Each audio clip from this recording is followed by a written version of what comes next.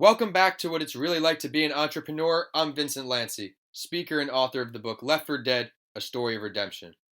Want to know what it's really like to be an entrepreneur? Well, you came to the right place.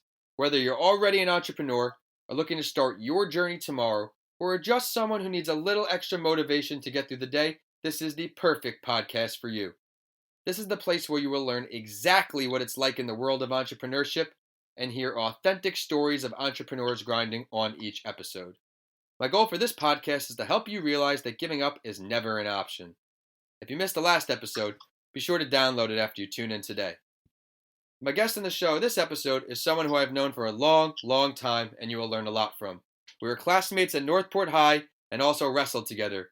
We have a ton of memories inside and outside the classroom, so I'm excited to share this new story of an entrepreneur and Dan Gorman. Dan, thanks for coming on. Thanks, Vin. Really appreciate it. Happy to be here. Great. Dan, why don't you just preview your story a bit and then touch on what you're working on today? Thanks for having me on, Vin. So basically what I am is a CRM consultant. I started a company called ConnextCloud about a year ago, and we partner with a bunch of different tech companies and help them with their CRM systems. So that's customer relationship management. So a lot of people are familiar with Salesforce or Pipedrive.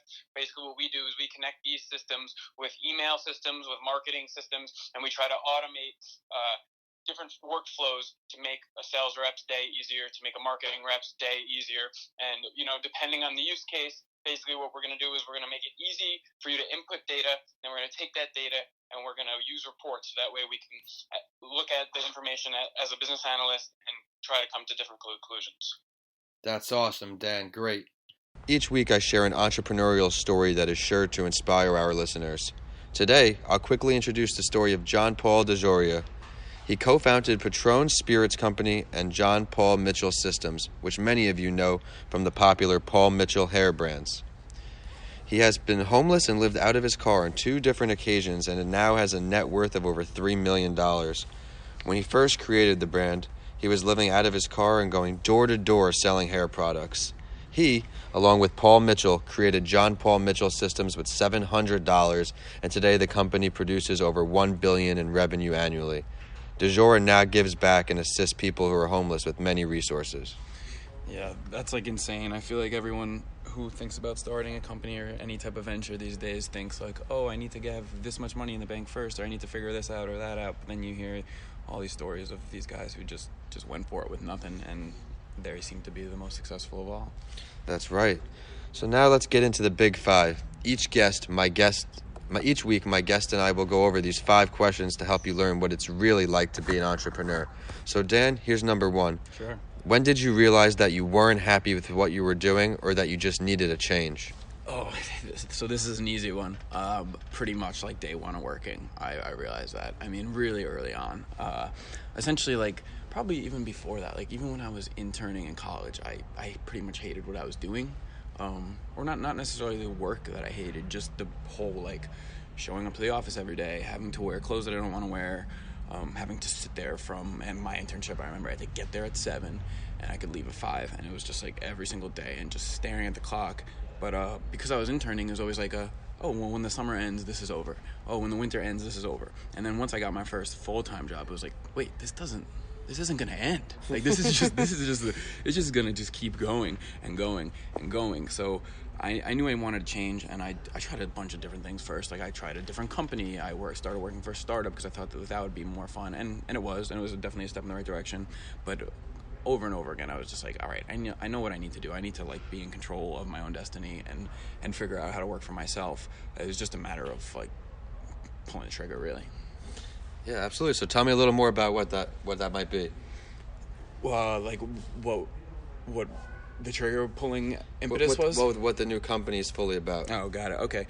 Yeah, so basically, as you said in the bio, I do consulting on data management and customer relationship management systems. So Salesforce is the biggest one that I use, and other email automation technologies to integrate within Salesforce. So basically, these are the systems that track all of the data that you're having with your current customers. So an example would be one of my clients, I work with their sales team, and they're constantly trying to figure out, how many cold calls does a given sales rep need to make before they get somebody on the phone? How many conversations do they have to have with a prospect before figuring out if that prospect's really interested?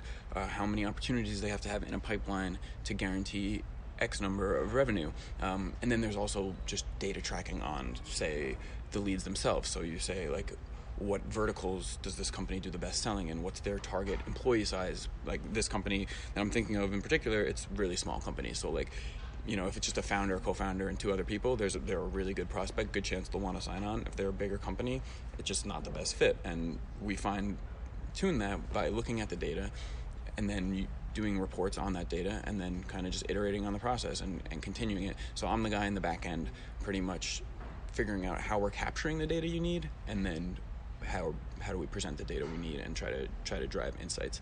And I was doing this work actually pretty much my first job out of school. They were using Salesforce, and I was kind of like a salesperson in training, meaning like I was shadowing salespeople because I thought I wanted to do sales. But basically I was just doing all the admin work behind sales using Salesforce. And slowly I realized like I was really valuable there because I was the only person who could use the system. Absolutely. I was the only person who can handle the data. And I also liked doing the work, but I still hated working for the company. And then after a while, I just kept doing it and realizing like this space of data management is just blowing up, and there's a lot of people doing it, but it just seemed to me like it was just a road that was laid out in front of me. It's like, you can just do this. Like there's a need for this, and there's not that many people doing it, and it pays good. So basically, after a couple of different things happened, I got a client, and I said, all right, I have one client, I have enough to start, and I started. Yeah, that's right. Well, that's awesome. It sounds at least like every project's going to be different, keep you on your toes. Yeah, no, it gets interesting, and not every day is glamorous, but it is what it is. That's entrepreneurship, right? What are 1 or 2 of the most difficult parts of being an entrepreneur? Now that we'll get into question number 2. What are 1 or 2 of the most difficult parts of being an entrepreneur in your opinion? Sure. Okay, I definitely have 2 here. So 1, I would say, is just managing your own schedule. Like, absolutely. And you know this better than anyone, but like it's so easy to just sleep in when you don't actually have to be somewhere. I know. And if you do, and it's so, and obviously everybody can relate to this. Like in the morning, like you can find a trillion ways to rationalize sleeping in. Oh, I know, it's so hard. You know, if I do that on a day, like it screws up my whole week, because then I end up having to work extra late that day, and then the cycle's just broken. So really, just being your own boss and actually acting like you're your own boss and forcing yourself to, you know, not take too long of a lunch, not to wake up when you need to wake up, to work as long as you have to, not push things off, because it all builds up and it can really screw you in the end. I agree. For me, if I'm off my game, I have my set schedule in the morning, then my entrepreneurship flexibility kicks in. But if I don't attack my morning properly, I feel like I'm thrown off and I feel like I'm a nightmare. Exact same way. It's like my whole day is basically before lunch, like, and if that's a good day, like even after lunch will take care of itself, but like if I don't get a lot done before lunch, I'm useless. I'm the same way. That mental thing for me, for sure. All right, great, man. Well, it's great to learn more about you now that we're sitting down doing this. It really is awesome. Yeah. What is one of the greatest failures that you had as we move into number 3, and what did that failure teach you? Oh wow. For this one, I'm going to throw a curveball at you. All right, looking forward to it. Use something from the deep past. I'm sure our listeners are going to enjoy that as well. So this is long before I was even working for myself. But I've thought about this question before, and I always come back to the same thing because it really was just like a huge point in my life. Let's hear it. Basically, my biggest failure that I can think of is getting cut from the 7th grade volleyball team. Let's hear it. And let me explain. So basically, my older brother played volleyball in middle school, and I think high school too. He was good. I always thought, like, oh, I'm going to play volleyball. It seems like such a fun sport, right? And I consider myself really athletic, especially back in the day. So would I, absolutely. I was like, there was no way, like, I'm not making this team. And essentially, like, I go to try out, like, I have a decent tryout, whatever. I mean, frankly, I wasn't that good. But, like, all my friends made it. Like, almost everyone made it but me. Like, all these kids who I just thought were so much less athletic than me. And, like, whatever, I was cocky and it didn't matter. But anyway, the reason why it's my favorite failure is because I truly, at that point, felt like the end of the world. Like, this is so embarrassing. Like, I hate my life. But because of that, that was during wrestling season. So the next year, our friend Josh Kenny basically, like, got me to do wrestling, because he was like, dude, like, you know, what else are you doing? Like, we wrestle around all the time. You're pretty strong. Like, go do it. And I started wrestling, and I would never wrestled if I didn't get cut from volleyball. And then that year, 8th grade, I was undefeated. 9th grade, straight to varsity. Then wrestling got me into Binghamton University, which I wouldn't have got into on academics alone. Then I transferred to NYU, which I wouldn't have got into on academics alone. And I just, like, was able to really, like, use wrestling to set myself up in every other way in life. And it's all because I sucked at volleyball. Yeah. So wrestling taught you a lot of good life lessons, and it seems to set you up pretty well, because you're doing great. And I'm happy that we're finally able to sit down and talk about our entrepreneurial activities. Yeah. So number 4, if you could choose to have a conversation and learn from any entrepreneur, dead or alive, who might that be, and what are you talking about? Yeah, for sure. So the first thing that comes to mind, or first person that comes to mind, is Tim Ferriss, and he's the author of the 4-Hour Work Week and Tools of Titans and 4-Hour Body, and he's got a great podcast that I listen to pretty religiously, and he writes blog posts, and his style is just one that I really like. A, because his personality, like, he's just a chill guy who's really down to earth, but B, like, his approach to entrepreneurship, learning, everything is like, he's figuring out how to make things as easy as possible and look at them in the most simple ways possible.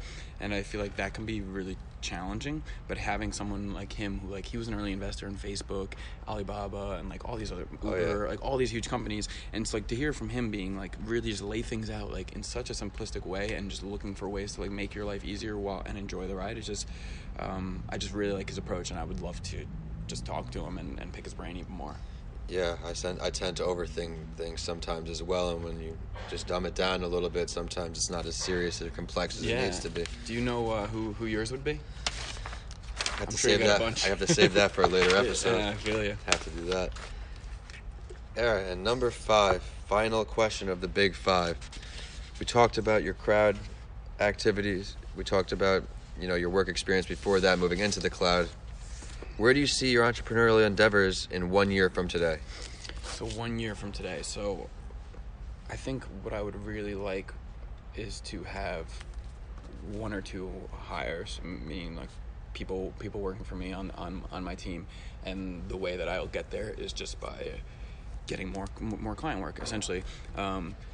Which, you know, right now I have enough for me, and it's in this really awkward transition phase where it's like, if I take on any more work, I don't have enough work that I can pay somebody to help me do it, but it's too much for just me to do everything really well. So that's going to be the challenge in the next couple months is figuring that out. But I hope that by this time next year I have that figured out, and we're thinking longer term. So that's probably a lot of nerves building up in that anxious phase, but it's better to be in that phase than to be 10 steps back. Yeah, no, so you got to look at it that way. So that's 1 year. Let's think a little further. 5 years. What's the big jump that you're trying to make the next half decade? Oh, wow. I should probably spend more time thinking about this.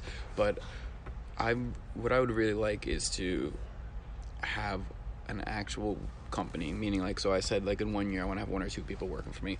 I'd say in 5 years I'd like to have, like, I don't need a big company. In fact, I don't think I'd want to run a big company. So like maybe say like 10 employees or something. And at that point I would say I'd really like to have somebody else that's doing this with me that is taking a lot of the work off my plate and giving me time to focus more on, like, there's a whole side of this thing that's like, you know, creating content, YouTube videos, learning. Like I wouldn't call myself an expert in what I do yet, but I'm getting better and better, and I think that if I could free up time to do actual client work and start creating content in the space, I think that's where I could really make an impact, and it would be pretty fun work. That would be great. I mean, you'd attack the business from so many more angles, and then the sky's the limit with your work ethic and all these ideas that you're about to incorporate. I'm really looking forward to seeing how you're looking in only a couple months. I'm sure you'll have big headlines headed your way. I appreciate it. I hope so. But hey, Dan, thanks so much for coming on today. I know our listeners are going to see a lot of value in your episode today. You know, I really enjoyed the ambition you showed going from the earlier jobs to finally branching out your own wings. I mean, I know just as much as you that how difficult it is to be out here doing it on your own, starting from the ground, having no respect, earning every step of the way.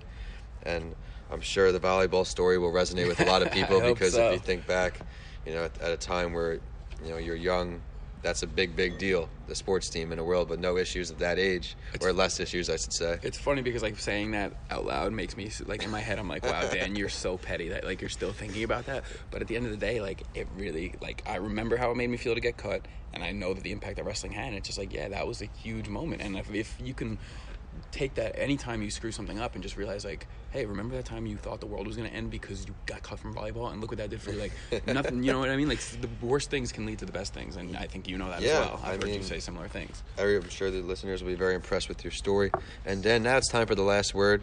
Is there something that you want to share that we didn't get to touch on today, to share something with our listeners? This is how I end the show each week. Yeah, so I would say very, very simply, and this is something that I try to tell myself all the time, is take your own advice, which is like, you know, I feel like everybody, whether it's talking about entrepreneurship or not, if everyone knows how to solve their own problems. Like everyone said, like if you have a friend come to you and it's like, oh, I got this, and this, and it's like you tell them what to do as if it's so easy. And you could do the same thing for yourself. The problem is just actually doing that and getting out of your own way. So I would say if I could share one thing that I try to remind myself that I think has helped me is just take your own advice. Awesome, Dan. Please go ahead and share your social media, website, or ways for our listeners to either request your services or follow your endeavors. Yeah, for sure. So the best place to go would just be connectscloud.com.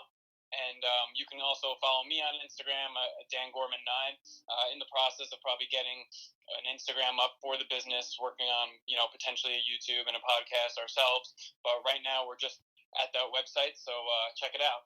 Absolutely. Everyone, remember you can follow the show on Facebook and Instagram at your favorite morning podcast, or on Twitter at PodcastsByLanci.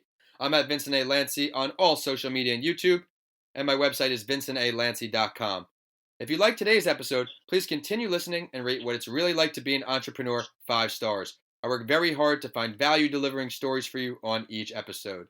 As always, I will follow the last word and end the show with a quote that inspired me, and I know it will for you too. Your limitation, it's only your imagination. Thanks for listening, and I'll see you all in the next episode of What It's Really Like to Be an Entrepreneur.